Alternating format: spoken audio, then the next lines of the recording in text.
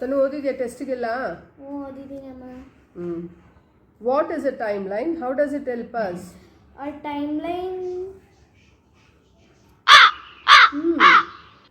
What is a timeline? How does it help us? ಹೇಳು. A timeline is a அபிராமியே தாலாட்டும் சாமியே நான் தானே தெரியுமா,